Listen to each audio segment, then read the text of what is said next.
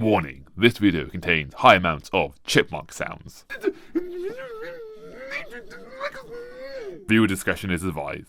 And spoilers. Hi, hello, welcome to the video. My name's Danahan. This isn't technically anime, but it is animation, and honestly, I don't care what channel this is. This is... I want to talk about this, okay? So, Sonic Adventure 2 Battle, or just Sonic Adventure 2 in general, is one of my favourite games of all times ever made, ever. It is not my favourite anymore, but for a long time, for probably like good 2 decades, it was my favourite game of all time ever made, ever. This is a game, literally, this literal cartridge, this GameCube game that probably scratched the hell and back. That's just in pretty good condition. I have been in this game, no exaggeration, dozens of times. It is a game that I beat on a yearly basis, often multiple times. This year alone, I've probably been in this game 3 times, I want to say. I played on the Dreamcast, I played on the GameCube, I played on PC, I played it on the Wii through the GameCube. I played the game so many times. And then Paramount, a few years ago, released Sonic 1, the movie. And I was like, oh, imagine they did Sonic Adventure 2. Literary foreshadowing is a tool in which the writer writes about adventures happen and foreshadows it. Oh, and this is the pillar that I'll be periodically screaming into when I get too excited. So, let's talk about Sonic the Hedgehog, the movie 3. And I'll just be completely honest, this brought out the inner child in me that I never expected to happen. I was so excited for this movie, but the fact that this movie exists and the fact that they managed to make me feel the way I did because they did the things I did.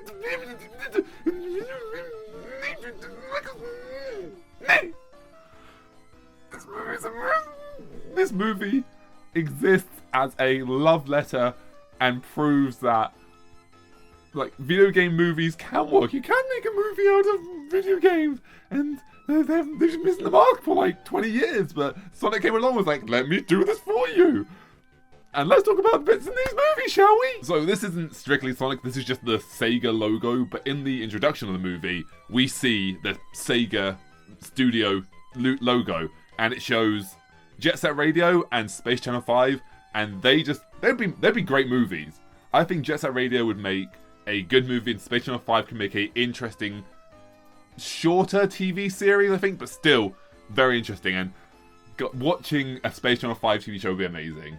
But let's talk about the movie now, shall we? As you head into the movie, the first thing you'll probably notice... Oh, this is not like here's a very well-cultured, properly worded, intentionally worded review. I'm going to give my facts on such an interesting movie. Now, this is me going, I want to gush about one of my favourite games of all time ever made, and how they made a movie out of it, how they did it so right! So, introducing into the movie, the first thing you will notice is the Sonic Adventure 2, like, themes and soundtracks hidden in the background. And when I heard that, I was like, you know what would be cool if they actually did include like some Crash 40, like he's running through town, we hear City Escape. That'd be cool, it's probably not going to happen. Literary foreshadowing is a device which is used to foreshadow events. Second reference is the fact that, as you probably see in the trailer, Sonic goes in a helicopter, and I was not expecting this. I was like, oh, once again, it's one of the things like, it'll be funny if they make the reference. They made the reference. I was probably just blew my mic out. But they were in the helicopter. I was like, hey, it'd be funny. Like, hey, no movie, no film. I'm out of here. That'd be funny. Talk about low-budget flights, no food or movies. I'm out of here. I like running better. They did that. They referenced the first level. It was hilarious. Also, I should probably mention that I was in a cinema of mostly children. Most of the children, they're allowed to enjoy it. I'm not saying they're allowed to enjoy it, but they did not get the references.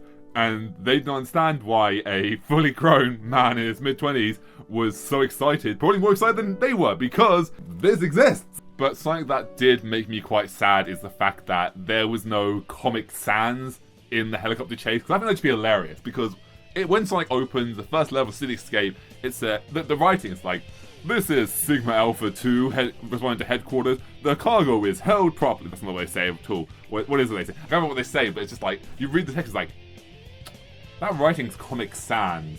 That shouldn't be there. Like, that should not be the writing they choose for the military text. But it's like, nope, here it is. So like, it'd be funny if like, here's your mission, Sonic. It's like, defeat the unknown Hedgehog, and it was in Comic Sans. But, you know, so it didn't happen, but it would have been cool if it had.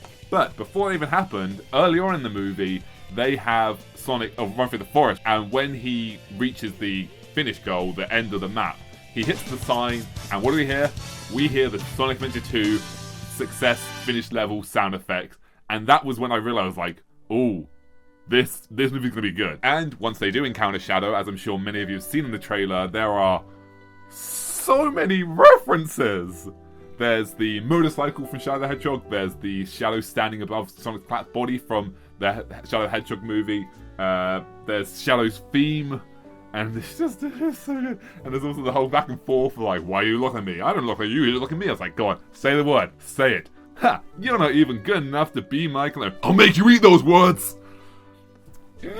But no, unfortunately, they didn't say that. Hey, that's... That blue hedgehog again, of all places. I found you, faker. Faker? I think you're the fake hedgehog around here. You're comparing yourself to me? Ha! You're not even good enough to be my... I'll make you eat those words. Well, I would have just loved if in this scene they had just been like, ha! I found you! You faker! Faker? So many references they could have done, but they chose not to. And I understand why they didn't do that, but at the same time, come on, if you're going to make a love letter to the fans, just include all the cheesy references and let us be excited about it. Followed up by Sonic chasing Shadow, and I don't think this was intentional. I think it's more like, this is me reading a little bit, like, this movie is full of references, but I think this may have been me reading a little too deep into it. But I think when Sonic and Shadow are running against each other, was it a final chase reference, like running down the cannon's core? Maybe? I don't know. But if not, no, but if it was, that's cool. With the movie going on to introduce the Chows. The Chows. But they're not actual Chow Chows, they're just a theme park, a theme restaurant with people in mascot suits, which is amazing. They call it a Chow Garden, and it's cool, but this does make me wonder where the franchise will go in regards to actual Chows, because I think future movies could cover chaos, and if they do, they have to cover Chows, and it's like, well, they're real, but they're also not real, but they were a mascot, but at the same time, they're also real things, so we just happen to guess what it looked like. That's a rare chance, and it makes this nitpick, so how the Chow Garden mascots exist may become a retconned issue later on in the series. But while they're in the Chow Garden, they mention Pokemon, and that's just fun. It's fun that they can be like, mentioning another franchise that exists. They mention a bunch of franchises that exist in the movie. It's awesome. Where did Shadow come from? In the game, the lore is Shadow was created as the ultimate life form, as in created on Earth, and then Shadow the Hedgehog kind of changes that to be that he actually came from the Black Comet with Black Comet with Black Doom, and in this one he comes from space much like Black Doom, so it implies that future movies will include Shadow the Hedgehog's Black Doom and that story arc where he came from the meteorite, because it's never actually specified where he came from. It just says he come from space, so that makes me think Black Comet. And while the Chow Garden is adorable, unfortunately the movie needs to progress, so what happens? Robots come and attack them, and we get a motorcycled masked individual save the day. And I didn't think I was right with this, but I had a fun little theory for a short period before it was revealed who it was. Like, could that be Chris? Maybe they're integrating the Sonic X. It's like it's an older Chris, or could it be Chris's granddad, and that's how they introduce him? That would be a super cool concept. No, it's Stone, but you know, would have been cool if it had been Chris or even his granddad. We'll do up there, it's not, but hey, more stuff happens, and we get a flashback of Shadow's life in the gun base, which is an interesting change where instead of Shadow being raised on the Space Colony Ark, he is raised in a base on Earth by Gun. And I don't mind this change, because it kind of makes sense. Like, why would you send all these soldiers to space? And also, why would you send a granddaughter to space, a child? Why would you send Maria to space? So I kind of get it, but I like the whole space idea. They're working on like a life form that powerful. It makes sense to do it in space, where if there is a side effect, Earth will not be damaged, but instead the gun base was done on Earth, and I don't know how I feel about that. But we get a flashback, and in the flashback we see Shadow and Maria watching an a modern day movie of the time, but an old time movie from our perspective, of a Godzilla-like creature that happens to look a lot like the Bio-Lizard destroying the city. And that was a nice little nod to it. I was wondering how they were going to reference Bio-Lizard, because with Shadow you kind of have to acknowledge the Bio-Lizard, because the Bio-Lizard was the first unsuccessful ultimate life form. and if it's not in the movie, that kind of leaves a plot hole. Well, not a hole, but it's like, surely you have to mention at least the Bio-Lizard, but no. But they did in the movie, and it was nice to not go like, yeah, we're not actually going to have the Bio-Lizard in the movie, but here he is. We have the Bio-Lizard. There you go, fans, enjoy. Though another fun thing in the movie is the movie alludes to Knuckles' fear of ghosts, as hinting back to the games and his fight against the Ghost and King Boom Boo, which, that was a nice way of doing it. It's fun that they included that in the fact, like, we can't show ghosts because ghosts aren't a discussed thing in the Sonic world, like, maybe in the Sonic movie world. Like, if ghosts exist, then, I mean, there's the ghost of the chief of the Echidnas and also Longclaw spirits, so I guess ghosts do kind of exist, but if they did, it would fundamentally change the way the world works in Sonic, and why they only just started appearing now would raise questions. So I like the fact they weren't like, yeah, ghosts are real and only just started appearing now and the thing. They're like, here's a reference to the ghost, but we're not actually going to show ghosts. As well as the interesting discussion of, I'm probably reading way too far into this scene, I'm going to admit it right now, but the interesting topic brought up of Eggman's sexuality, and how Eggman mentions how I'm repulsed, or all genders find me repulsive. It's like, oh, that's an interesting way of wording that. But speaking of Eggman and Gerald, the green screening and face doubles and interactions between Kerry and his stunt double, and the fact that they're the same character, the same actor, it is amazing. Technology has come so far, and the fact that we have this, and the fact that I can look and go, I know the same person, and I cannot tell that they are the same person. And I know they're the same person, and there was only like one single moment in the movie where when they were dancing, I could see the Jim Carrey head to stunt double body kind of blend. I was like, oh, I can see the line, but it was only because I was actively paying attention to it. Like, where does the stunt double body end and where does Carrey begin? And it's only because I could see that, I could see the very thing. I was like, ah, there it is. But man, if you're not looking for that, technology is amazing, man. And of course, we have the reference to Gerald's prison cell in Sonic Adventure 2, which we see Sonic locked up in Sonic Adventure 2 when he's mistaken for Shadow, which I still have many problems with, because how would you mistake a blue for a hedgehog for a black hedgehog? But whatever. But it's cool to see that cell, and I was like, oh, are we actually going to see Sonic locked up in that cell? No, but it's a fun little reference to the game, and yeah. Although I do wonder how the logic in the movie. Basically, Shadow can create mini black holes, which... that's not how black holes work, but it does create an interesting theory discussion for a later video on why certain events in future movies may happen. So I'm willing to give it a pass, as it backs up my ludicrous theory as to why some characters may show up later in the series. And speaking of characters showing up later in the series, let's talk about Rouge, because I thought she would probably be introduced in this movie in like a throwaway line like, oh, we have a special agent Rouge or something. But I don't think she was going to be introduced, but I thought she was going to be alluded to, or even maybe just like have a post-credit scene of like her boots or something. Just sort of like, yeah, Rouge is coming, but no. But Knuckles does mention that anyone that tries to steal the Master Emerald will become a sworn enemy of him. And, you know, Rouge stealing gems, sworn enemy. I see where it's going. It's setting up breadcrumbs without actually saying setting up breadcrumbs. It's literally foreshadowing without telling you that it's literally foreshadowing. And I like how the movie acknowledges the subject of, why don't you just go supersonic and save the world? We can't do that because if we rely on the Master Emerald too much, then it's too much of a power for someone to handle. And it's like, okay, that's a fun way of like nerfing your character. You can go supersonic. Yes, but I won't. Why? Reasons.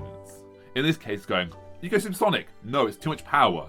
Okay, that's actually quite a good reason. Let's agree with that. And when Knuckles said he had hidden it somewhere safe, I thought possibly it was alluding to Angel Island, Chaos, and like the Chows, and it's like that's an interesting way of introducing it. It wasn't, but you know. But I do have theories about Angel Island. And a fun little reference of, oh, the USB isn't working. Why not just blow on it? 90s, best time era. And like, yeah, blow on the cartridge. Nice little nod. It was kind of weird and out of place, but it was, like I said, fun little nod. Don't think too hard about it. But the reason they're trying to insert USB is so Sonic can break into the gun base to get the key to stop Eggman and Gerald from getting it to destroy the world. That was very poorly explained, but as Sonic does, he runs through London town and goes and skates down London Bridge and skates up. Like, is that a Radical Highway reference? Maybe, maybe. Nice little nod. It would have made more sense for Shadow to do it, but Sonic reference. And also the fact that when Sonic does break into Buckingham Palace, steal the crown jewels as a joke, that is actual criminal activity. Like, play for jokes, but also, yeah, that is actual criminal activity, and that would be a valid reason for why Gunn would be after him. Like, hey, he's now a threat. He is threatening, like, royalty.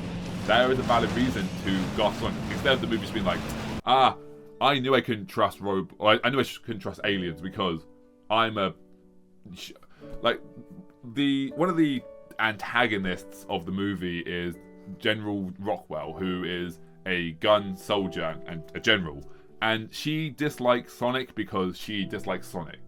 In a way, she's kind of what's the word? Zionistic? Xenophobic, that's the word, not Zionistic. Xenophobic towards alien life forms. And it's like, okay, why? Oh, she is. What happened in the past was her grandparent someone that was on the Ark and Shadow killed? Yeah, maybe.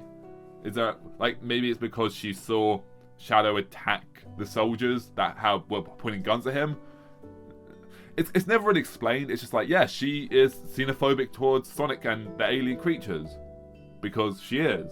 She's a very minor antagonistic role, and I can understand where she's coming from, but it still feels kind of lazy to be like, yeah, she's evil because she's evil. But back to my original point, Knuckles explains that he will not tell Sonic where the Master Emerald is because Sonic is currently angry because Shadow unintentionally attacked Tom and left him fighting for his life, so Sonic is given to his anger. Knuckles brings up the fact of like, hey, you cannot use the Master Emerald with anger. If you do that, only more hatred will spread. Like, oh, that seems like a reference to Chaos.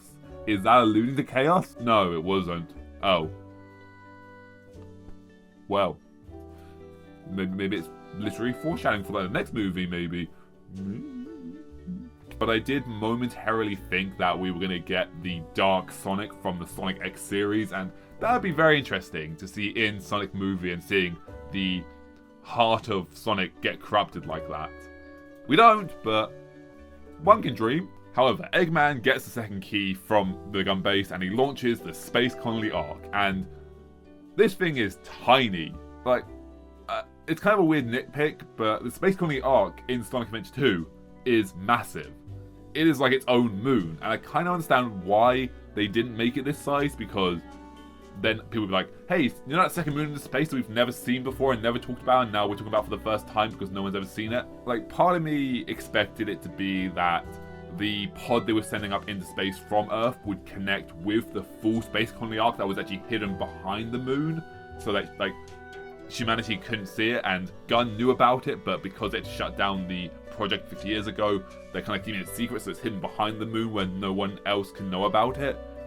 But no, it's just the Space Colony Arc is a moderately sized spaceship, and you know, it's not a problem. It makes sense to have it, but it's also kind of underwhelming when you see the scope of the Space Colony Arc in Sonic games. It's a massive thing. Like, there are so many levels on the Space Colony Arc where you realize, oh, yeah, I'm just running along this massive space structure. Though the question would be, how do they make that in space without anyone noticing? So I understand why they didn't do it, but I don't know. I want my cake and I want to be able to eat it. It's, yeah, but it was still cool. Just, it was an interesting take on it. Fortunately, Sonic does manage to find the Master Emerald and transform. And then he goes after Shadow. Shadow beats the crap out of him. Sonic turns back to Blue Sonic. The Chaos Emerald's in the middle of the map. They both charge towards it and they both transform. And as they did, I couldn't help but feel like something about this transformation sequence felt ever so slightly familiar. I can't put my finger on what it is or where it came from, but somehow there's something about this transformation sequence just felt so familiar. It's cool though. However, Sonic and Shadow fight across the entire Earth before Sonic punches Shadow so hard he's launched into the moon. And Sonic is ready to take his revenge. He's ready to avenge Tom. Sonic standing over Shadow, ready to end it all. But then he realizes that revenge isn't the answer, and he gives up his supersonic powers. Sonic gives up his supersonic powers in space. Sonic the Hedgehog, who needs oxygen to breathe, gives up his supersonic powers in space, which has no air. How does Sonic survive in space? Sonic, can you hear me? When you take a hit, you won't be able to move. When you don't have many rings left, make sure to change places with Shadow as soon as you can. I'll collect the rings. Now it's up to you, Sonic.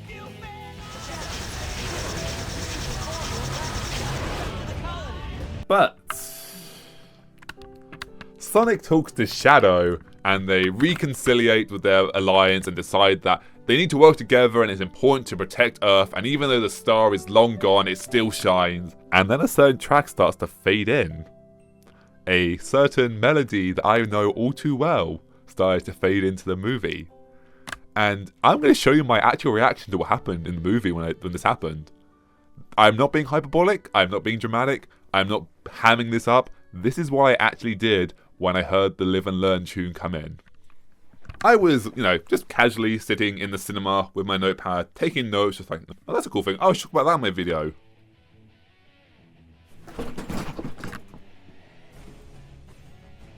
And I just stared at the screen, like, most excited I've been in years, which is very depressing, but legitimately, seeing Live and Learn on the big screen, hearing that song, seeing Supersonic and Shadow moving through space, hearing Crash 40, and getting to actually experience that in cinema, that of one of my favourite games of all time ever made, and just being able to witness that experience and not know what's coming, and getting to actually see that. I am so thankful this movie exists. I'm so thankful that they actually put it in. I'm so glad that they actually brought back Crash 40 and that Live and Learn showed up in the movie. And God, I had this smile on my face the entire time because it was so cool. And it's so rare that I get to experience something like that, and the fact that they included that in the movie. Thank you. Thank you, Sega Productions. Thank you, Paramount. Thank you for making this movie, and thank you for including all this. You could have included more Crash 40, but hey, whatever, live and learn. And I'm going to go and watch the movie again, I think, at some point, because I want to watch that again in cinema, knowing all the stuff that's coming, and just that scene. I'm going to replay Sonic 2. I'm not even finished yet, I've got a lot more to say, but live and learn. What an experience. That is a highlight of my year, I think. It's so cool. And here in Live and Learn, I don't think anyone else in the cinema, well, a lot of them were kids, there were other adults, but I definitely looked weird. I'll admit, I was so excited. I was like an excited toddler on Christmas morning. I looked like that How I Met Your Mother Marshall smitten look. I was staring at the screen in pure love with the movie, and I probably looked weird as hell. I probably got a lot of looks. I didn't care. Getting to witness this brought me so much joy. And the movie did some weird stuff. So then Eggman fights back against Gerald, and they do it in a weird mecha robot hybrid fight. And I don't know if this is a reference to another bit of Sonic lore that I don't know about. Maybe it's part of the Archie comics, or maybe it's part of Sonic 06, but why were they like hybrid robot fighting? It just didn't, I don't know, it was weird. They turned into like Transformers, and that fight was weird place. As well as the fact that Eggman said the line, "Playtime is over." It's like, that's Shadow's line. Like in Sonic Adventure 2, when Shadow does Chaos Control, he goes, "Playtime is over!" But instead, Eggman said it. I was like, that's weird. The whole fight just kind of felt very weird. They could have just fought with the actual fists, and I think it would have worked a lot better.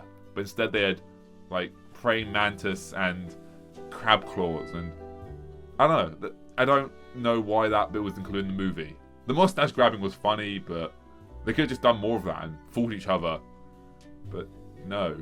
Or they could have even had like egg unit fighters where Eggman summoned like his little thing from Sonic Adventure 2, it's not on the back here, but like his little mobility device that he does in the game, and so does Gerald, and they fight in that. That would have made more sense, but no, instead they did weird transformation, animal, insect, robot fights. Although something cool that I don't know if it was a reference or not, or if I'm just reading too deep into this, is once Shadow does switch sides to the good guys, Gerald realizes they have no use for Shadow anymore, so wants to eliminate him. So he sends a bunch of gun robots out after him from the spaceship. And there are lots of little red dots. I'm trying to figure out, was this, like, Sonic and Shadow, like, weave in between them? Or, like, is this references to the Bio Lizard's, like, bubble eggs? Because I feel like it probably is, like, the red dots all around the Space Colony arc. It seems like it does, but it also feels just loose enough to be like, maybe I'm reading too much into this, but maybe it is. If not, I'm wrong, but I like to believe it was, and it's a cool little reference to how they weave in and out of the Bio Lizard's eggs, as I call them. However, Supersonic and Hyper Shadow manage to save the day, and they redirect the beam away from Earth so the world isn't destroyed. But the beam does still end up destroying part of the moon, which would have cataclysmic effects on the Earth. And it's interesting that that isn't brought up. Instead, the way Sonic, Knuckles, and Tails return to Earth is they portal through a portal ring and go crashing into a cornfield, which I think is a Superman reference, like Superman's pod crashing into Smallville. I think that's a fun little reference, maybe. But Eggman and Shadow sacrifice themselves on the Space Colony arc to save humanity. Except we know they don't, because, you know, it's Sonic franchise. But while Shadow did survive and crashes back to Earth to lead to the events of Shadow the Hedgehog the game, what happened to Eggman? What happened to Eggman indeed? I theorize that, well, that's gonna be another video, I think, actually, but I think I know where Eggman went. I think I know what happened. He ain't dead, but he's not around anymore, so where'd he go? I have some very strong theories as to where Eggman went, and I'm very excited to share them, so make sure to check out that video afterwards. It won't be up for a long time, but when it is up, be sure to check it out. And if you want to check it out, be sure to subscribe, because, you know, that's the best way to do it. Though, yeah, at the very end of the movie, we have a 3D Sonic art style, where the credits are in the art style of Sonic 3D, which is very cool. But in the movie ends, we get a post-credit scene where, I already spoiled a lot of this, but just in case you want to watch it, go watch the movie, because this is the post-credit reveal that sets up a lot of the future movies. Metal Sonic and Amy show up, and I feel very confident about where my theory of where Eggman went is, because I think I'm right, and I think I can accurately predict the next 4 movies in the Sonic timeline. And I think I can actually do that, because I think the events of this have set up the next 4 movies. And the fact that this movie exists is just a love letter to its fans, and I'm so thankful it does. But it does leave some questions as to where the series will go. For instance, what happens to the Chaos Emerald after Shadow blows up or takes the Space Colony arc out of range of Earth? He returns to his normal self. But where did the Master Emerald go? Where are the Chaos Emeralds?